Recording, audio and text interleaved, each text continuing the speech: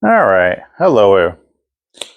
Today, I wanted to talk about the seventh generation of gaming. So I have, I don't have the original. No, oh wait, I lied. I don't have the. So there's five systems in the seventh generation, starting with the Nintendo DS and the Sony PlayStation Portable. I do have the Nintendo DS Lite and the PlayStation Portable, so I might show off this here, or I might do like a separate handheld video. I'm not sure yet. I don't have the Xbox 360, but I have several games on the Xbox Series S and X. Um, I don't have the original Wii, but I have some physical games on the Wii that I play on the Wii U. And the PlayStation 3, I do have it. I have the original, or I have the slim model of the PlayStation 3. So I have access to several games in this generation. Some of the versions of the games that I'll play are going to be kind of more, a little bit more enhanced versions. So, for example, here I have like the Batman games, but I have these the ones that came out for the Return to Arkham series. So they have a few. I know some. Maybe this is a bad example because I know that there's some people that prefer the original versions of them outside instead of these versions here. But just you get the gist right of the games that came out during this generation. So I just kind of want to talk about them, just my experiences with them, whatever I can just kind of think of in my mind as I go back to this generation here. Um, it's interesting because I feel like I can remember more things about past generations, but as we start getting into the more modern times, it's almost like I've forgotten some of this stuff. Maybe as I get older, because when it becomes more of a distant memory, that I'll be able to remember it more, if that makes any sense. But I still recall this generation and kind of where I was at when I got these systems and all. So I wanted just to touch base on some of that there, show a little bit of footage of games, and just have a discussion here about the seventh generation. So just kind of briefly overview of this generation is let's see. I would because my top two are going to be the fourth and the sixth generation. Those two generations are just they have some of my all time favorite games. If I am to look at like my favorite, let's say 200 games of all time, a good chunk of them are going to come from like the fourth and the sixth generation. There was just a lot of, I think it was like, there's just a lot of creativity there. In the fourth generation, you get like some of the best 2D games that ever came out, which I still hold very near and dear to me. Whereas in the sixth generation, there's just a lot of like good games overall that, um, when 3D really started to, launch forward, right, with quality stuff where they learned, how to utilize the 3D technology more to make 3D gameplay better. So there's so much about those generations there, right? That was really good. So those are probably going to be in my top two. But then after that, like in my third or fourth place, it's kind of, I don't know. I jump back between the fifth and the seventh generation. So long story short, those four generations. So the fourth, the sixth, no, the fourth, fifth, sixth, and seventh are just, they're really neck and neck, really, when it comes down to it. So that stretch right there, I mean, I think if somebody were to ask me, like, what was the golden age of gaming? For me, it would be from, let's say, 1989 when the Sega Genesis came out, all the way out to 2013 when, the eighth generation systems were coming out. So basically from the stretch of the fourth generation to the end of the seventh generation. I mean, that was just an incredible time for gaming, an incredible time. Um, the third generation definitely had some good stuff in there, right? And I just really feel like it was the 16-bit era where things really started taking off. And there's still plenty of good stuff, right, from the eighth generation and on. It's just that there was just so much goodness in that time frame from 1989 to 2013. So God, that was what, 13 and 23, 24-year stretch or so of just gaming goodness. And it was the quality of the games, the consistency of these games, the way games were distributed, the way you play them, the kind of games you play. it all was very much in line with the way I view video games, and so that way, that to me is the golden era there. But anyways, like kind of going back again, right? I would say probably the my third favorite generation is probably the seventh, just neck and neck with the fifth, right? But I might alternate those between those two, anyways. But what I will say about this generation, though, is that it was probably the most competitive generation. Because if you look at the sales figures of these, none of these systems, in terms of like units sold, how much profit they made, I don't know that. But as far as if we're just looking at units sold, all of them sold a good amount, right? The Nintendo DS, second highest selling system of all time, with roughly about 154 million units sold. The PlayStation Portable, very respectable, like 81 million, something like that. The Xbox 360 sold like, let's say 84 million, within that range right there. But it was leading throughout most of the generation. It wasn't until halfway through the generation that the PlayStation 3 kind of started taking over. But other than that, I mean, the Xbox 360, even though it slowed down towards the end, it was definitely sold a lot of units. The Nintendo Wii, which in terms of the console systems, was the biggest seller with around roughly 101 million. And the PlayStation 3, let's say roughly about 86 million. What I do know is that the PlayStation 3 and the Xbox 360 were like neck and neck. And the PlayStation 3, only towards the very end did it finally end up beating the Xbox 360 in units sold by just a hair margin. And again, that was towards the last stretch there. So really, I mean, all of them, right, across the board, were very competitive. And so it just felt like there was just a lot of great stuff to play in this generation, that really makes it one of the truly a very competitive generation if you're comparing it to the other ones. I mean, there was just a lot of good stuff to play. The games were still coming out fairly consistently, where there wasn't a huge wait right between releases. So we were still getting like, quality trilogies right in this generation, instead of just one game per franchise. So that was pretty cool. And yeah, just a lot of great stuff here. But the reason I don't quite place it higher is there was a lot of great stuff, right? A lot of great trilogies that came out. A lot of just new IPs that came out. But there's a few things that hold it back for me. One of them is, well, it's kind of like a praise to the generation, but also a like a negative mark against the generation. And that is the praise of it that I will say is that this is when Western game development really took off. You started seeing it with the previous generation because you were getting, some of the bigger hit games were Grand Theft Auto, Halo, Jak and Daxter, Ratchet and Clank, Sly Cooper, Tony Hawk games. They already kind of started in the fifth generation, but then also in this generation, there was just every year there was like a new Tony Hawk game. We started seeing some first-person war games, which were starting to, get their footing and becoming popular. And sports games were just, also like American football and, things like that. I mean, those have always been popular, right? But they were getting, more and more popular. And so you were just seeing a lot of Western-based games that were just really finding a lot of quality titles coming out to the market. So what happened with this generation is that a lot of those developers, Naughty Dog, Infinity Ward, Activision, Rockstar, Electronic Arts and different divisions of Electronic Arts, BioWare,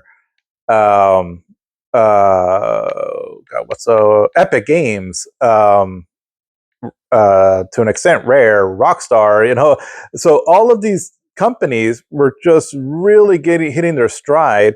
Ubisoft also, with just a lot of great games. Just to look at a few here, for example, So Ubisoft with their Assassin's Creed, Rocksteady with their Batman Arkham games, Remedy Studios with Alan Wake, uh, what is it? Gearbox, I think, for Borderlands games. Infinity Ward and Treyarch with their Call of Duty games. Um, let's see, whoever the developer is for this, I forgot. Crytek, I think. Um, Electronic Arts with like stuff like Dante's Inferno and Dead Space. They had certain divisions, right? They would make those games. Um, let's see, who developed this? Eidos, or did they just publish it? But like BioWare, right? Bethesda Studios, um, Lion Box. No, I forgot who developed these games, but it's like a Western developer. Bethesda Studios, Ubisoft, Epic Games. For the Gears of War, Bungie, Rockstar, right? With Grand Theft Auto, and so on and so forth, right? So across the board, there was so many great games coming out from Western developers. And so you kind of saw a shift in tone, a shift in gameplay design, a shift in the stories that were being told. And so the great thing about that I liked, as a someone living in the United States, is that a lot of these stories felt very more relatable, I guess, in a sense. Where, for example, like Batman, that's a superhero, right? That we're very used to, and they came out with a great game, awesome. There's a certain patriotism, right, and all that. We can kind of have a sense of pride in these Call of Duty games. Dead Space kind of feels like an Alien movie, or things that again we were used to. Skyrim, Oblivion, kind of like, or Dragon Age, kind of Lord of the Rings kind of inspired, fantasy. Um, and Gears of War, like in Halo, right, kind of like also seems to be inspired by like things like Aliens and Starship Troopers, and again, things we are used to. Mass Effect with like Star Wars kind of influenced. And so again, there was just stuff that we're very used to, where we loved Japanese gaming growing up, and we ended up getting used to it and all and understanding it. But it wasn't stuff that was embedded like in our pop culture overall, right? Um, and so that's one thing that I really did like about this generation, that a lot of Western studios and developers started stepping up and creating a big output of quality games. So, I mean, we had a lot of great stories, things that was really relatable. Like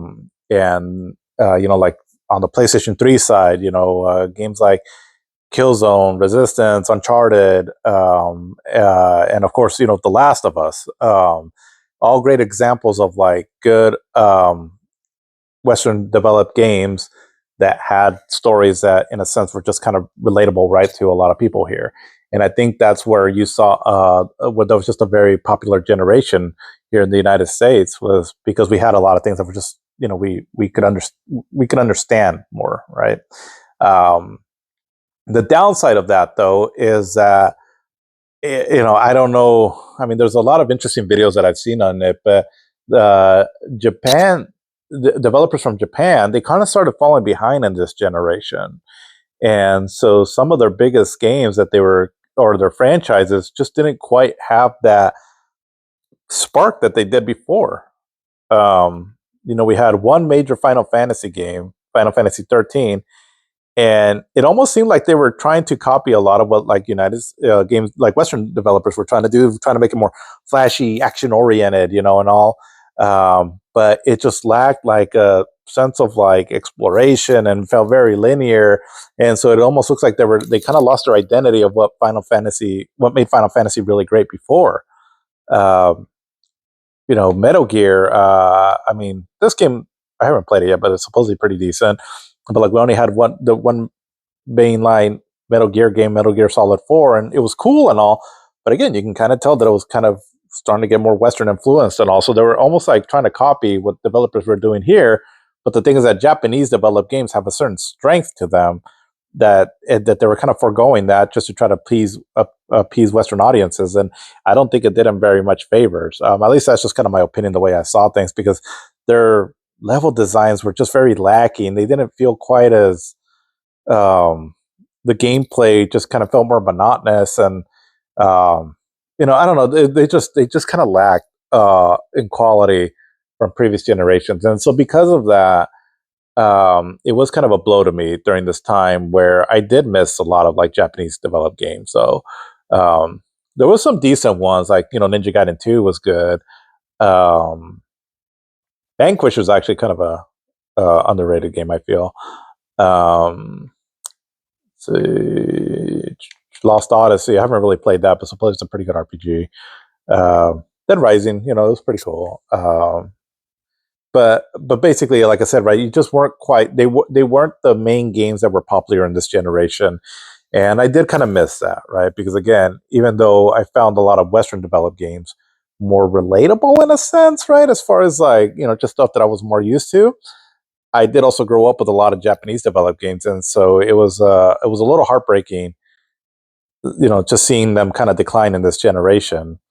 Um, there was a video that went online during this time, sometime in the middle of this generation, I believe, where I forgot I forgot the context of it, but basically, I think it was a Japanese developer was asking like a question at some gamer conference thing or something like that, and they were just talking about like game design and all. And so, anyways, whatever the guy's question was, a Western developer, he just kind of responded back. He's like, "Well, because your guys' games suck now. Like, I don't know how else to put it, but you guys fucking suck." And he was just very like blunt about it and all, which a little rude and crude the way he said it, but it was kind of true though. There's just I think even one of the Capcom developers said to also that Japanese gaming is dead. And so when I was just kind of seeing that, I was like, yeah, we got a lot of cool stuff, but like, not at the cost of this, though. So anyway, I just remember kind of thinking that a lot about gaming during this generation. So that's one of the things that I do kind of see as a negative, though. Like I'm proud that a lot of Western developers, got a good footing during this generation, but it was just a little disappointed or sad, more like, right, that Japanese gaming was kind of on a decline here. Um, but another thing that we got during this generation, as I scroll down here a bit, is this is where independent game studios really started to kind of find their own little, I guess, genre of gaming where you could still make very creative, low budget games, and but really quality games. And so we started to see a lot of independent games, indies, come out, as they ended up being called, with like introduction of things like the Xbox Live Arcade. Um, on the Wii, it was WiiWare, I believe, and then on the PlayStation 3, just games through the PlayStation Network. And we saw a lot of gems. So, like for example, Alien Hominid, Castle Crashers, Costume Quest, um, like Hydro Thunder, Hurricane, Hardcore Rising, Limbo, Mark of the Ninja, and so on and so forth. Omega 5, a new Rocket Knight. And so what was cool about it is that a lot of these games were 2D. So like one of the complaints that I had about the previous generation, the 6, is that there wasn't a whole lot of 2D. In this generation, like bigger budget titles, I guess there wasn't a lot either, but the indie games really made up for that because there was a lot of great 2D games or 2D inspired games in this generation. So that kind of made up for that there. So that was pretty cool. And yeah, just there was a lot of gems in here in independent game studios, and so that was pretty cool to see in this generation too. Uh, and another thing too, also that really can make this generation a big standout for a lot of people. Not something that I was personally invested in, but something that I can acknowledge that why people would really appreciate this generation, and that is the online uh, gaming component, where there was a lot of great games that you can play online. And the cool thing about this generation was that a lot of games had like a really good single player mode, but then also had a great multiplayer mode all in one package. The Call of Duty games are a perfect example of this, right? Like I used to love playing the Call of Duty games. I would almost get them year after year because I love the single player aspect of it. I wasn't into the multiplayer of it, but I love the single player. But for people that were into multiplayer, you had a great multiplayer experience. So you kind of get the best of both worlds in one package, a complete package. Um, and from what I understand, the online hub, or the way games were played online, the way you could communicate with people, get into matches and all that, people really seem to miss these days the way it was done back then. Because I think they've really limited like the option to like voice chat, or they've like censored it a lot, or like, I don't know. I like I said, I'm not a big multiplayer person, so I don't know a whole lot of it. It's just kind of things that I've heard. And so people kind of, I've heard that people miss these days here, especially on the Xbox Live, because the setup that they had for it was just really impressive, from what I hear. I dabbled in it a little bit, but nothing too much, so I can't really speak too much for it. So in that sense, I can see why people would consider this the best generation, because you got a lot of great single player experiences, a lot of great indie games, which kind of fill the niche or the need for like to play more retro inspired games, and then also you get a lot of great like big budget games, right, and all, and so technically, graphically, the games are really appealing, and then also the multiplayer component, right, and so you get all that wrapped up in this generation that it's a blast to come back to, right, and experience some of these games still. And yeah, I mean, I had a lot of fun during this generation, and it was the longest generation too, because it started in 2005. Now, when it started, you can, however you want to feel about it, right? As far as like, do you start the generation when all the systems came out, or when the first one came out? I don't think there's really like a correct way. The way I kind of view it is that it's okay, like if there's a bit of an overlap. So, for example, for me, the sixth generation started in 1999 when the Dreamcast came out, but the fifth generation was still ongoing, right? Which is fine. And then it ended at 2005 when the Xbox 360 came out, but you can say it went a little bit longer because the PlayStation 2 kind of went on a bit longer. But then the seventh generation started in 2005 when the Xbox 360 came out, and then ended in 2000. You can say like 2012 or 13 when the Wii U came out, and then the PlayStation 4 and Xbox One. But anyways, it's just doesn't really matter. But for me, I'm just going to say it started in 2005 and ended in 2012 or 13. I'm going to say 13 because eighth generation for me did start in 2012 when the Wii U came out, but the seventh generation ended in 2013 because that's when like the PS4 and Xbox One came out. So anyway, that's just the way I interpret it. So in that sense, it lasted about 8 years then. So that's almost 2 generations in one. I think some of that had to do with just the state of the economy, the failure rate of these systems. Also, I think that they were just kind of focusing on getting these systems right, and so that might have prolonged things a bit more. Was there a need for another generation, right, so quickly, just with the quality of games that were still coming out? I don't know. I don't have the answer on that, on why this generation lasted long. But I would kind of hope that we would go back to that. Like, let the generation kind of cook for a bit. Let it linger for a bit, But yeah, I also know that there's just like this hunger, right? Like this need for games to come out, or new technology to be out, right? And we always want the new shiny things. So I don't think, like, business marketing wise, that would make much sense to let the generations kind of last longer. But I don't know. For whatever reason, this generation lasted longer, and I wish we would go back to that. But all right, let's talk the Xbox 360. So the Xbox 360 was a pretty powerful machine. It wasn't, on paper, wasn't the most powerful one. That would have been gone to the PlayStation 3, but it was still pretty powerful, though. And in many ways, it benefited from being easier to program for, because a lot of developers ended up favoring the Xbox 360, so a lot of multi-platform games. And because of that, they just ended up looking a little bit better on the 360. Especially, I noticed at least games that ran on the Unreal Engine 3. They just seem to run a little bit smoother on the Xbox 360. I don't know if that's just a matter of like that the Unreal Engine 3 just kind of worked more favorably with the Xbox 360 architecture. I'm not sure. I don't know that for sure, but that's just kind of what I kind of recall from this generation. But now games that were made exclusive for the PlayStation 3, that's another story. But basically, the Xbox 360 was no slouch. It was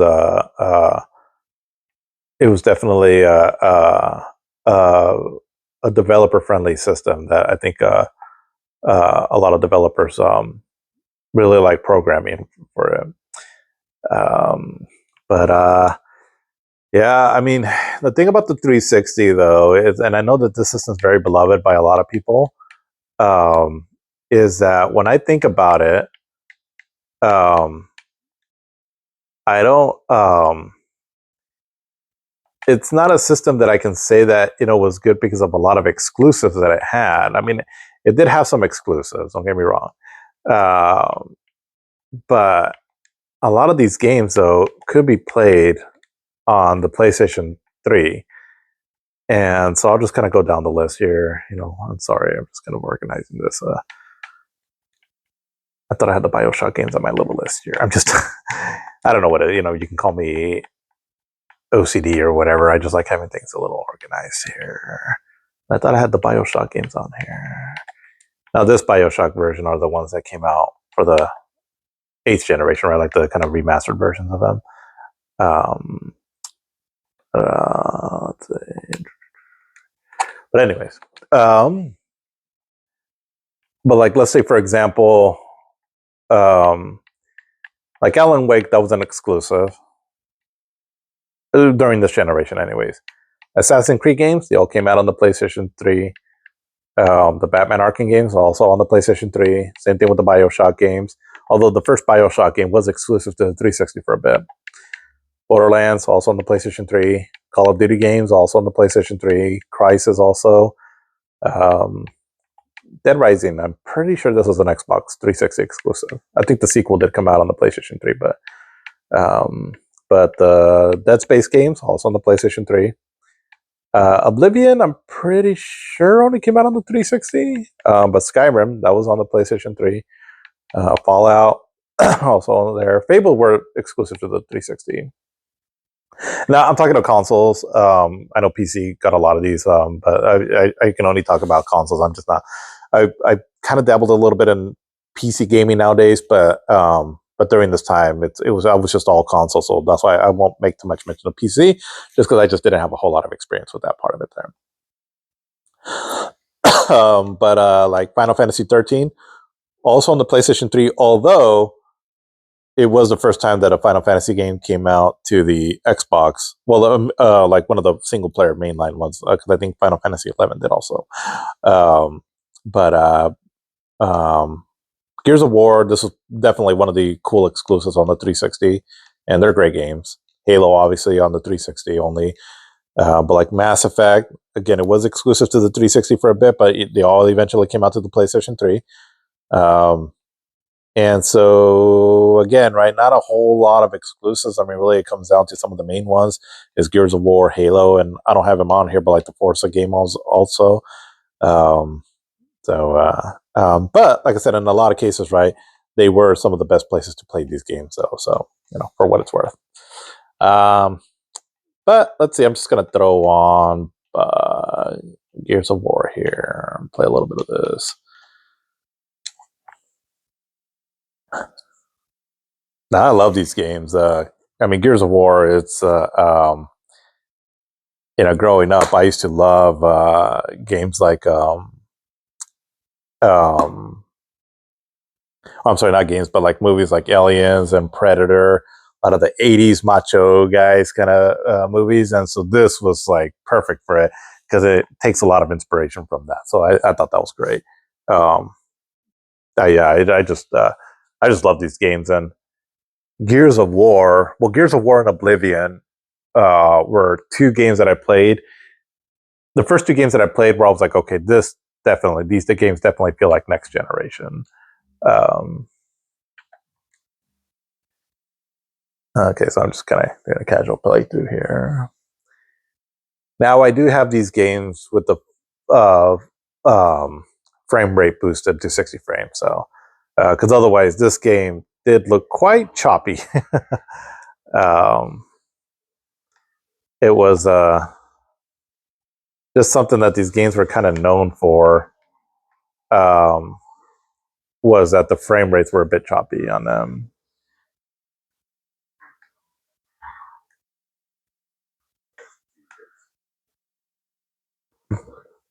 But once once you can get over the frame rate, or if you have a way of making them smoother, these games still do hold up, really well. Like this looks, this game came out in 2006, late 2006, but still in 2006. So that's what 19 years ago. Oh my gosh. Um, but I mean, this still looks great. You know? I mean, if you take someone that hasn't, that's new to gaming, like a younger person, and I mean, this would probably still look pretty impressive to them, right?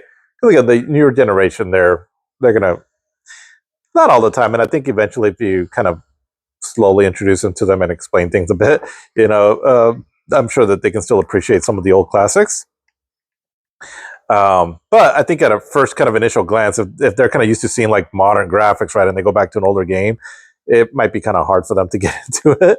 But like something like this, I mean, I could see them still being like, oh, this looks cool still. Um, Especially like I said, right, when you do the frame rate boost, which is a great thing that the Xbox can do with some of these older games. Um, oh,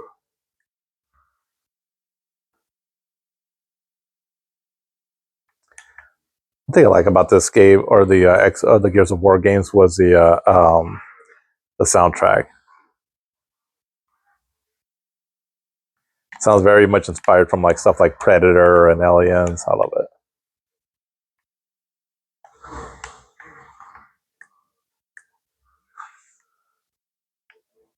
But yeah, Gears of War though, great series, and this was probably one of the flagship games of that to show off the Unreal Engine 3. And I think kind of why Unreal Engine 3 kind of almost became synonymous with the Xbox 360, and I feel like this game helped popularize that. Um,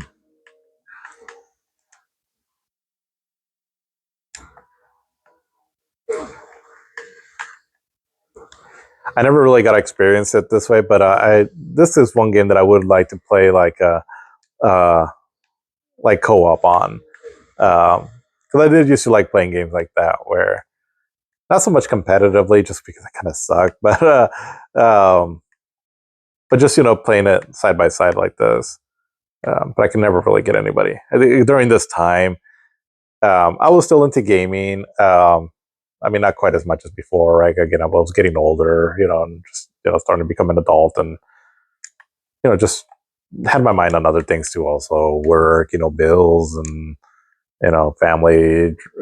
Just drama all around between friends and family. Trying to get girls and things like that. But also into gaming, but a lot of people around me weren't. So, I would just, this is where during the time where I was just kind of gaming in secret almost, because again, nobody that I played with or that I hung around with really were into games. But this is where I could have probably benefited from playing games online. But I just never got into playing online. And I think part of that was just we didn't have a good internet connection for a while. And then eventually, I remember during this time, I was living with my parents, and I did upgrade to like a broadband internet. Um, and so I would use it mainly just for like downloading games, but never really to play like online games. Um,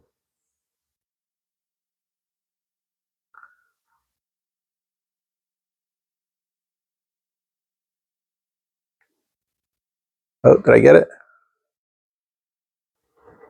I did. It's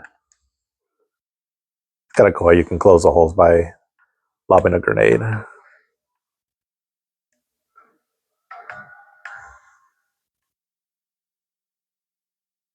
Let's go chop suey in this guy. If I can get to him. There we go. That's great. This is just such a cool mechanic.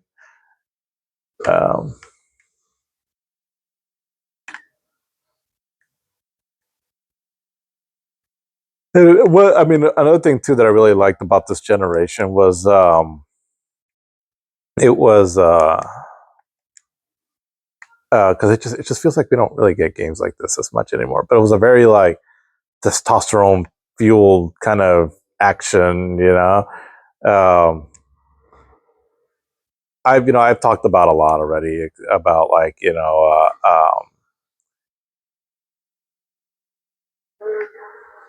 that it's not like we don't like playing games where you're a female, but at the end of the day, game is really your target audience is going to be males, and so not that they shouldn't make games that cater towards say females.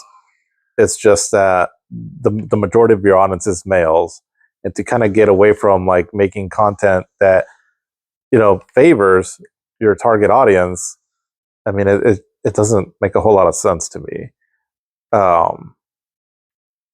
And it almost seems like making games like this now seems toxic, which is, I don't know. We live in a different time, I guess, but I do miss these kind of games. And there was a lot of them during this generation too. I mean, a lot of like war-inspired games, where you play soldiers and things like that. Which the kind of downside to that is that it did make a lot of games with this sort of like one thing this generation is known for like a very brown and gray kind of color palette. Not the most inspired character designs and all, but the cool thing about it though that it kind of did make it feel like it's just the everyman kind of character designs and all, where where you can, I guess, kind of relate to in a way that makes any sense.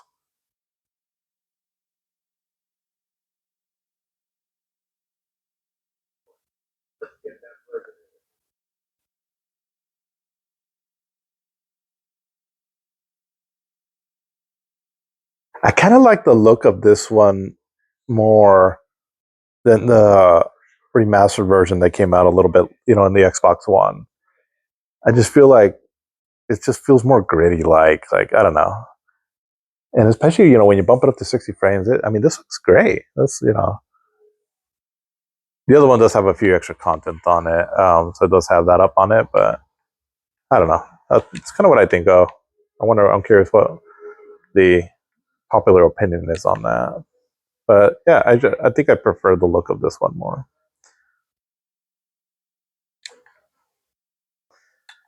But yeah, great game.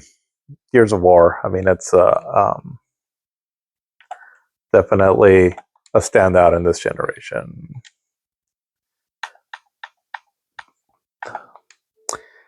All right, so let's go to the main flagship series of the Xbox. Now, this is the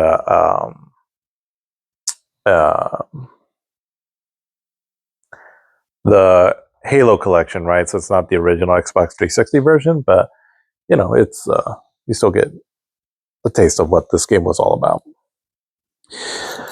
But yeah, but the Xbox, one of the main things I think that people remember it for also was the Red Ring of Death on the original Xbox. So I got the Xbox 360 shortly after launch. I wanted to get it right away. I was in a position where I was, making money that I could buy it. But I do remember there was a lot of talk right and all about how it was going to be hard to get because it was in demand and all. So I think I was like, well, I'm not going to get it anytime soon. So I'll keep a lookout for it, and if I can get it, great. But I wasn't anticipating to get it. But I did. I ended up getting it, though. I think I want to say that I walked into a GameStop and they just happened to have it there, and I snagged it up really quick. And I think I got the so there was two versions. There was like the one that came with the higher price one and the more cheaper one. I got the cheaper one. I remember that. and then because eventually I had to buy a hard drive for it and all, but I did get the cheaper one, and it did last me for a little bit, but the Xbox 360s, the original ones, started coming out with their Red Ring of Death, and sure enough, I did end up getting that. It was, let's see, I want to say it was like around 2007 or so where it finally gave out on me. And because Microsoft had already implemented their extended warranty, so I was able to take advantage of that. I don't quite remember. They sent me back the fixed version or the new version, but the same model, the old one. And I think that one crashed out on me too. Also, I think it gave me the Red Ring of Death too. So I want to say I think I went through two of them. But eventually, though, I ended up getting the what was it called, the slim model, I guess, the second version of it. And that one there is good. I did like the design of that one. It was a lot more sturdy, more reliable. So that was a great one.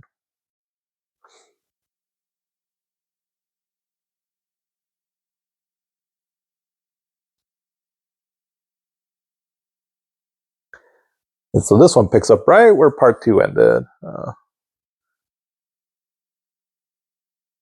Part 2 was kind of known to have a cliffhanger ending.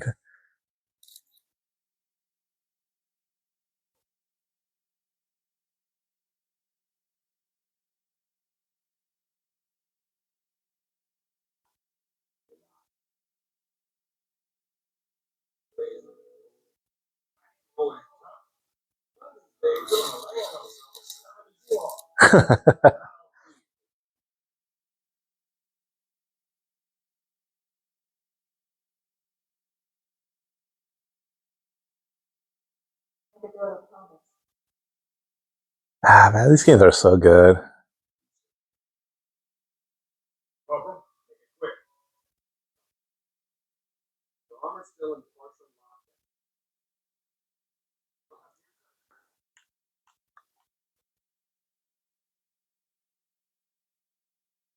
Now, out of the Halo games that came out on the 360, because there was Halo 3, Halo 3 ODST, Halo Reach, and Halo 4. All great. Well, Halo 3 ODST I haven't played yet, actually. I need to play that.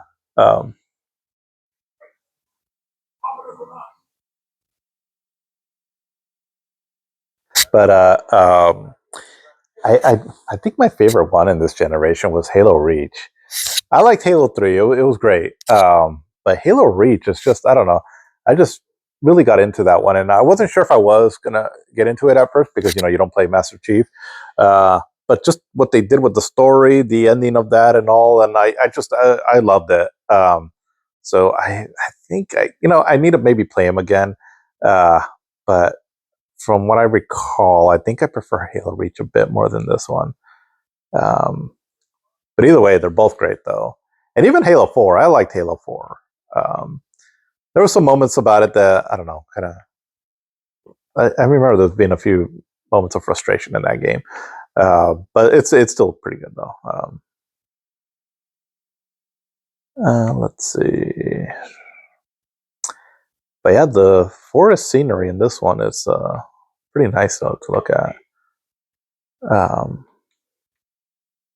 This is where, graphics started becoming more detailed. The foliage and the games that you were seeing. I thought that was one thing that was really impressive compared to the previous generation. The worlds just look more lived in. But one thing again, right, that this generation did suffer from again is a frame rate. This game had a decent frame rate. I mean, it ran, from what I can recall, for the most part, a steady 30 frames.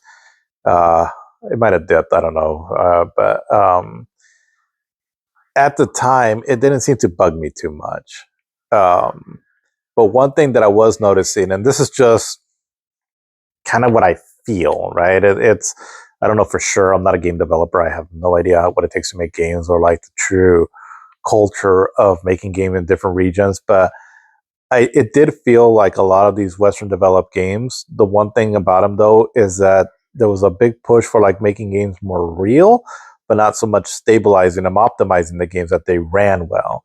So there was a lot of games during this generation that just they didn't have the best frame rate, um, and where a lot of like Japanese games still felt like they were trying to push 60 frames per second or a smooth frame rate at least as much as possible. And so in some cases, I like the performance of like a lot of Japanese developed games over Western developed for that reason there, because sometimes the frame rates would get so bad that it just made the gameplay experience feel a little choppy. Um, I eventually got used to it, and it just kind of became second nature. But when I've gone back to this generation and played the original versions of them, so not like the because there was a lot of games from this generation were remastered in the next one, that it fixed like the frame rates and all. But if I'm talking like the original versions, a lot of games they are kind of a struggle to get through, to play through again, just because they were so choppy in some cases. So like the previous one that I just played, the original Gears of War, not with the frame rate boost, it was kind of bad. um, but like I said, at this time, I just kind of dealt with it, and I think a lot of us did. But just one thing that I remember taking notice of back then, that it just seems like I did one thing that the Japanese developers were still doing a lot, was just seeming to still want to prioritize frame rate. Not that they always got to 60 frames and all, but um, there was still like a push for that, it seemed like. But that's just what I felt like at the time. Yeah. Um, they,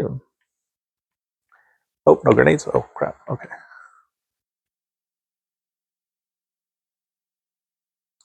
But yeah, but like this version here looks nice still. I mean, technically, like the textures and all that are still technically from the Xbox 360 one, right? So this was a nice looking game.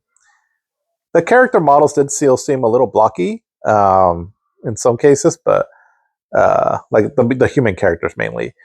But still, like just at a glance, like when you're looking at this, kind of the same thing with Gears of War. It's like it still looks hella nice. Yeah. Show this to a new gamer, and I can't see them not being impressed. Or they'll be like, "Oh yeah, that looks pretty good."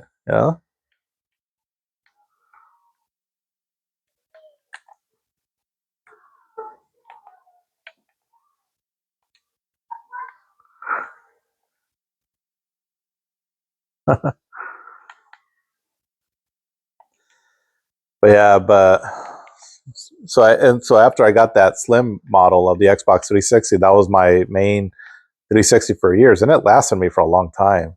Um, it it never failed me. I ended up getting rid of the system.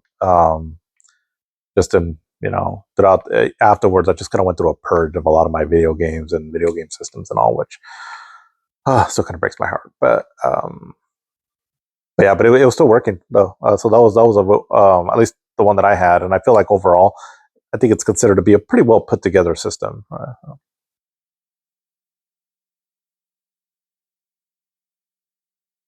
But yeah, the Xbox 360, or Halo, I should say. Um, this was, I think, this was most people's favorite era of Halo, because on the Xbox, I mean, you had Halo and Halo 2, which are great, but this one had more Halo games that were really good also. I prefer Halo 2 over Halo 3, but I think a lot of people still really like Halo 3. And then you have more Halo games. So, and then also this is where the online uh, was made so much better. So I think this is why a lot of people really hold this generation of Halo games to be, amongst the best. Let's see. But another game too that was just really popular in this generation. Let's see, where's that? Grand Theft Auto 4.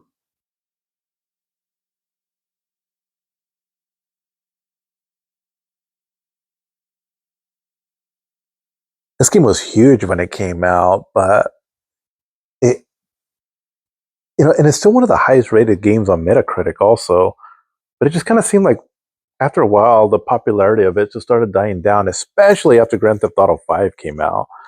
Um, which I feel is a bit of a shame because this is a really good Grand Theft Auto game. Um, in some ways, I think this one might have my favorite story of a Grand Theft Auto game. Um, I like the more darker tone, the more kind of grittiness of it. Um,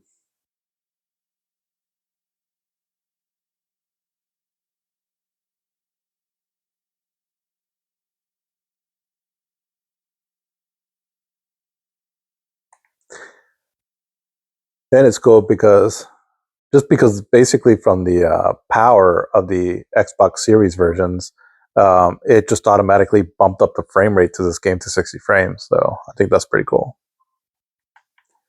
At least it did on the Series X. Yeah, looks like it's doing it on the Series S also.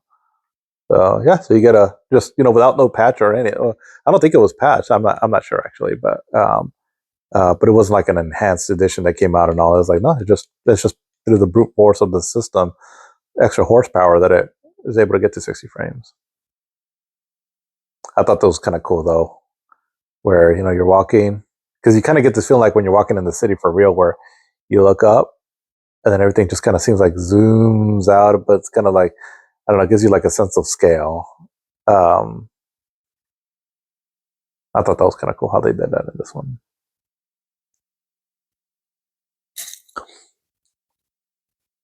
But the excuse me, the graphics of this generation wasn't quite like the jump wasn't quite as big as like the previous generations, but it was still pretty big, and some of the things that were really standing out to me, right? Because at first there was the first initial few games, right, where I was like, well, that's not that much better, right, than the previous generation. It looked better, but I was like, not that much more. But there was a few things that were really standing out. Number one was high definition. Uh, Going from like 480p mainly, if that, to high definition, at least 720p or in some cases 1080p, was truly impressive. Where there was really no going back. I mean, I do have a hard time looking at something that is not high definition nowadays, like on a video game, mainly on a video game, where when I go back to something like 480p and all, it's like, oh, dang, that looks really muddy. It's just high definition is just so pleasing to the eye. I mean, how everything just started looking super sharp and all. And that's because a lot of games back then were 720p, which 720p now can look a little blurry. But at the time though, it was just really impressive.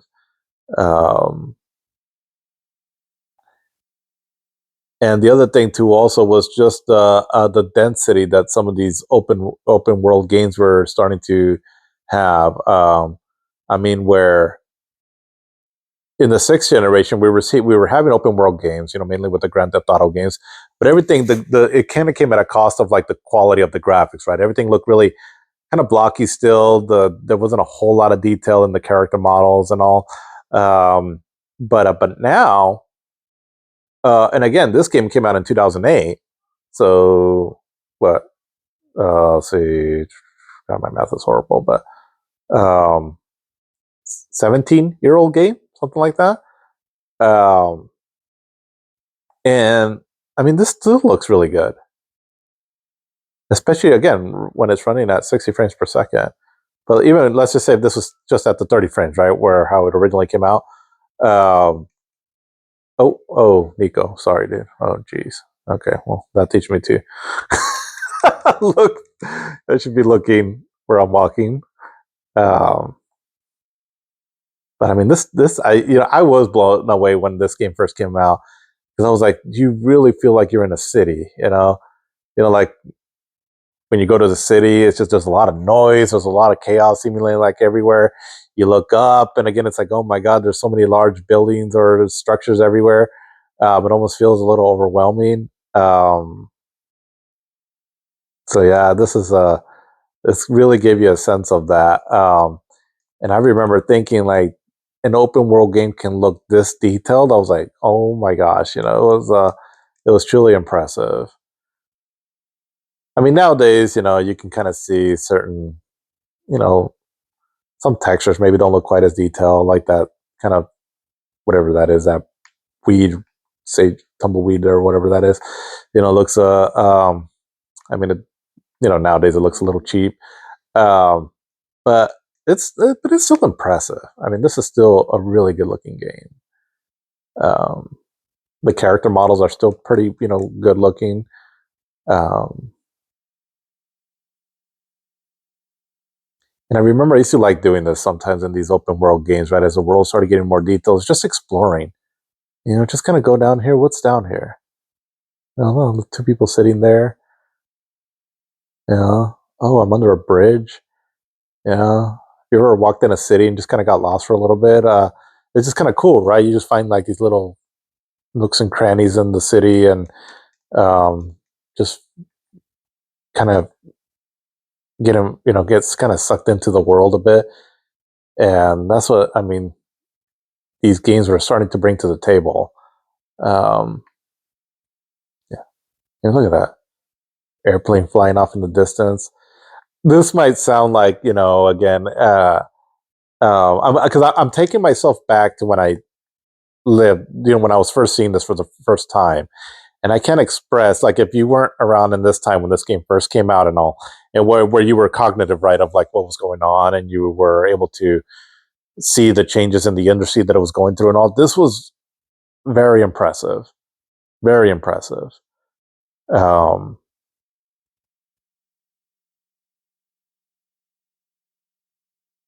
and look, that guy's looking at his phone. He has his own dialogue. And that was the other thing also, was just the amount of dialogue that was scripted into this game. Now, granted, Rockstar had the deep pockets to make something like this. It's not like every game was like this. Um, but when they pulled it off, when one of the big developers pulled off something like this, um, it was breathtaking. I mean, look at like that guy running over there. Uh, the car stops. I mean, it's just, it boggles my mind just how up to this point, right? How much progress we had made in video games. Going back from like the days of Pong and Space Invader and all to something like this. Um, because there is a side of me that I really appreciate the technology behind it. And that's why I am, I guess, in a sense, a bit of a graphics snob, but just because, not in the sense that I can't play like games that have worse graphics and all, or not the most impressive graphics. It's just that I'm just really impressed by the technology behind video games. Really impressed by it. I always have been, and I think that's why, for even up to this day, I always try to get like the best version of a game, to play it on the best TV possible with the best sound possible. It's just because it is quite an experience, and I love it. It's almost like an addiction to me. I just love the technology behind this. I think, I know there's a lot of controversies nowadays and all with how games are being made, developers and all that. But what they can still create is just very impressive to me. Um, like, I'm playing this, and I am in a New York City kind of inspired universe. I'm there with them. I get sucked into it all. It's escapism at its finest, and this is why, for me, video games are my favorite form of entertainment, because um, of everything, that the immersiveness of how they create this world and how they look, that I'm playing it, all the sounds, the gameplay, and all of that, all in one package. Um, it is escapism at its finest, and we all need a sense of escapism. I feel, just to kind of get ourselves out of this rut of everyday living. Um, you know, I'm like, I'm a regular dude. I have a job, and I like my job. It's cool. but I have my family, my wife and kids, and I love them to death. Um, but uh, uh, but there are, once you become an adult and you're just kind of living in this life, things do kind of become kind of a routine, and things can get a little mundane sometimes. And so you just want to escape a bit, just to kind of give you a sense of like adventure and all that, right? That you might not just be able to do at that moment, in life, that sometimes we crave. And this is where escapism can be, just an important thing in our lives, I feel. um, and why I still gravitate towards video games, because they give me that escapism that I just can't quite find anywhere else, without actually, doing something in real life, right? And all, but because it's not like I can always go on vacation. It's not like I can always,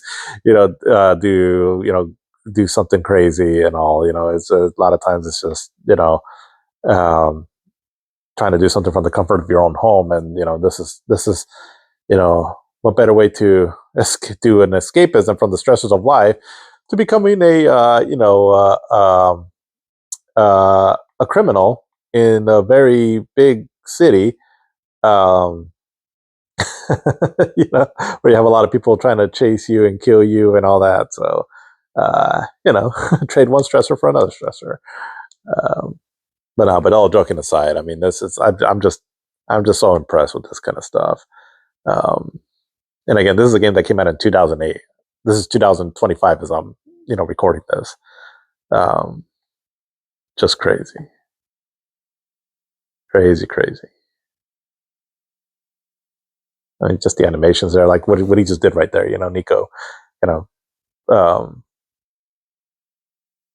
and I mean, if you really pay attention, there is a lot of jank.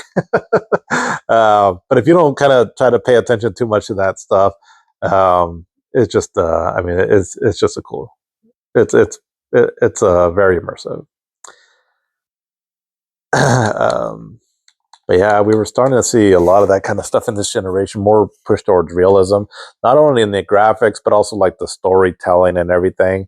So I mean, games like Halo and Gears of War, sure, they're very there's a lot of fantasy elements to it, but the storytelling, the sense of like brotherhood and and things like that, were very relatable. So that's what this generation started bringing a lot of. Um, and the Xbox 360 was kind of a favorite place for these kind of games. Again, a lot of these Western developed games, right, that were just really taking off. Um, that had just a lot of relatability to people here. I don't know how a lot of these games perform, overseas, um, but we were just eating them up here in the here in the States.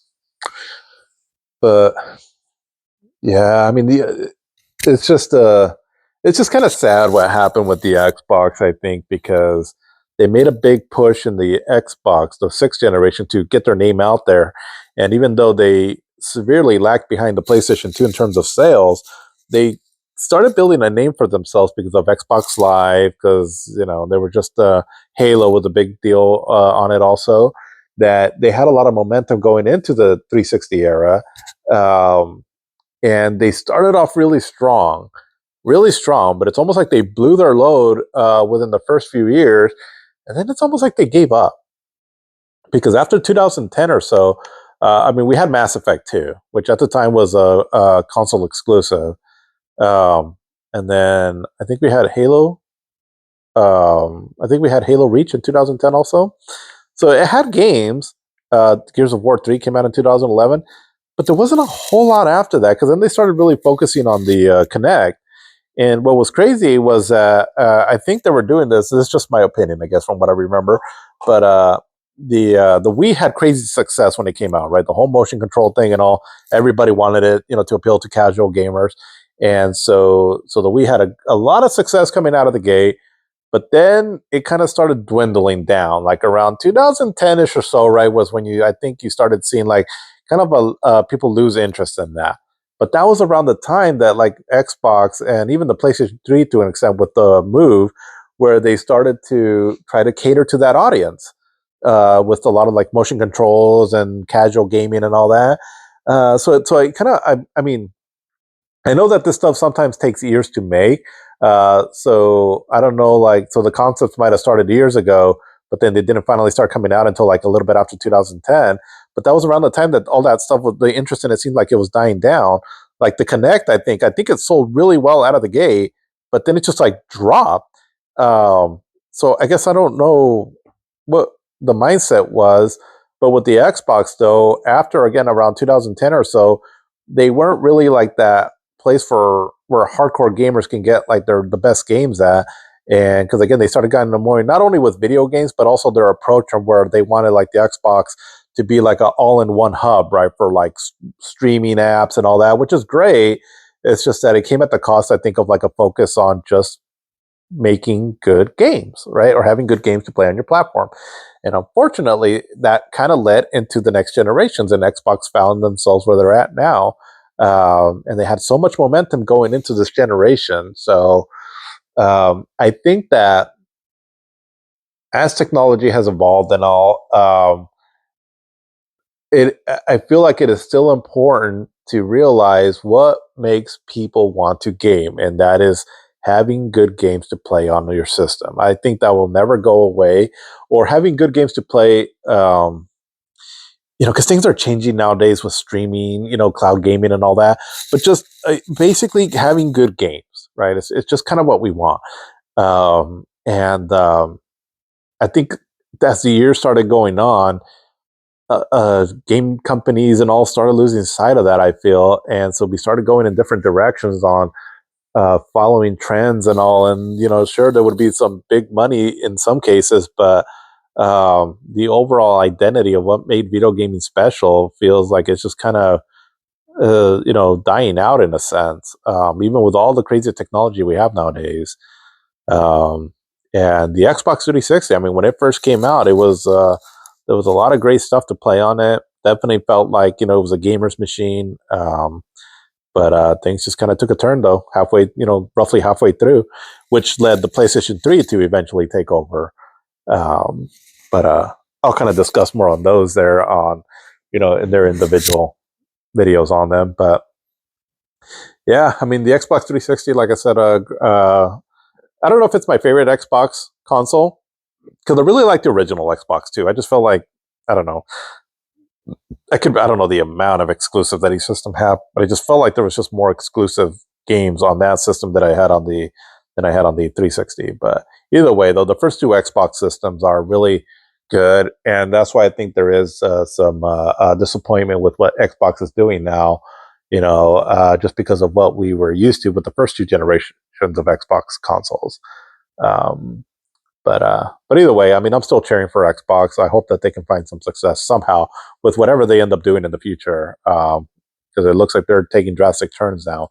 Um, but it was a cool brand, and it is a little disappointing to see kind of what's been happening. But either way, I still hope for their success in whatever way, shape, or form that comes in. And I can definitely appreciate for the memories that they left us here with these with the first Xbox, and then also with this one here, the Xbox 360.